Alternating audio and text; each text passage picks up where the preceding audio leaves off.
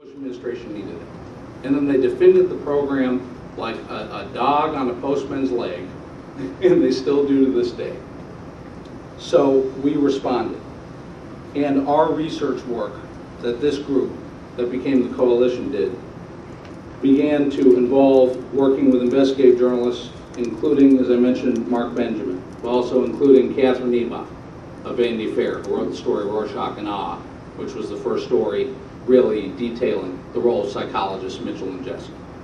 We became involved with the Senate Armed Services Committee and their report. That was the first official report to conclude chain of command involvement of psychologists in abuse.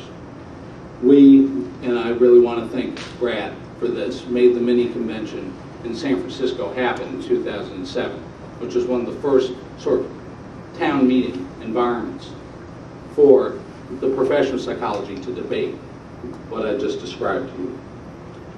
We at Physicians for Human Rights wrote Leave No Marks in 2007, which became the DNA of the tactics resolution passed by the APA in 2007, which had to be amended in 2008 because the Appendix M definitions of sleep deprivation, isolation, etc., had been put in at the last moment by the APA to comport with the Army Field Manual. From there, our work was responsible for helping the Post break the story in 2008 that led to 2 Inspector General investigations at CIA and DOD into detainee drugging for interrogation and transport. And I want to thank Dan Albers here for his work on the referendum.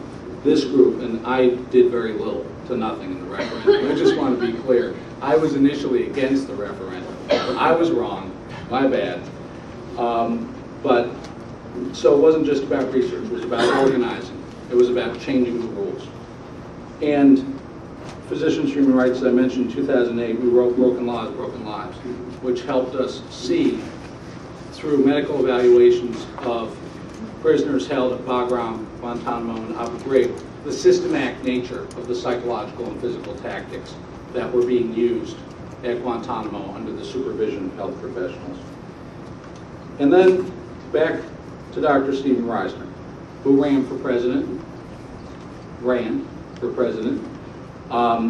and I don't want to say it was like the Florida recount, but that decision by Steve to run for president was absolutely crucial.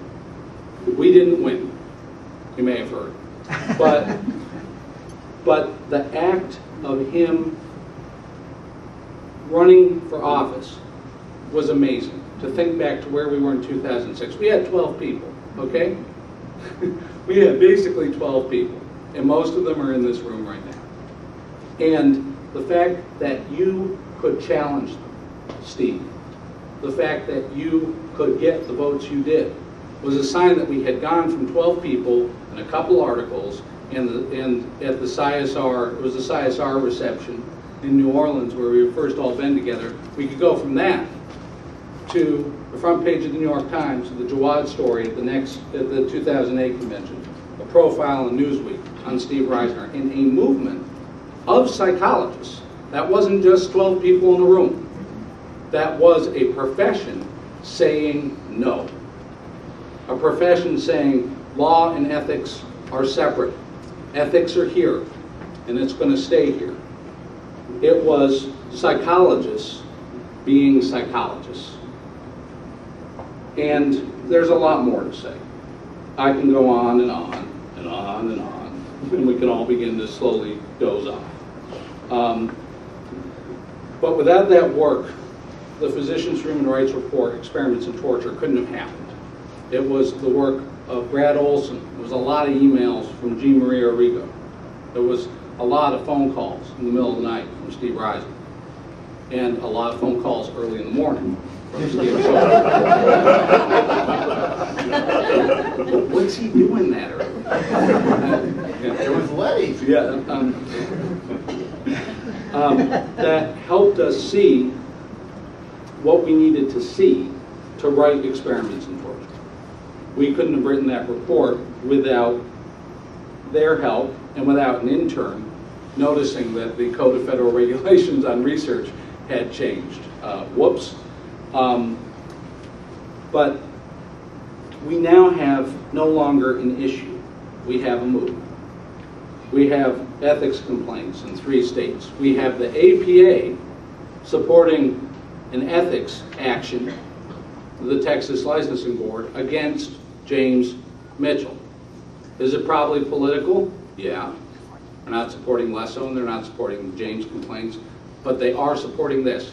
And to think that they would do that 4 years ago, when they said their response to allegations that a CIA psychologist, according to FBI agents, had tortured Abu Zubaydah, who had been gut shot and held in a secret facility, their response was, well, he's not an APA member. You know? It's sort of like a police department saying we can't arrest the guy because he doesn't live in our town. You know? We have legislation that almost came to a vote in the New York State Legislature. We have legislation that may be introduced this year in Massachusetts. I have a call later today to talk with folks in North Carolina about writing a bill. We have gone from a bunch of people who were confused, didn't know what they were doing, who now may still not fully know what we're doing, but who have become what we were at the beginning, but have become it fully, which is healers. Healers not just of a profession, but in doing so, healers of our nation itself. And this is a happy story. It's a story all of you have been a part of, and it's a story all of you will continue to be a part of. I want to close by quoting from Camus, from The Plague.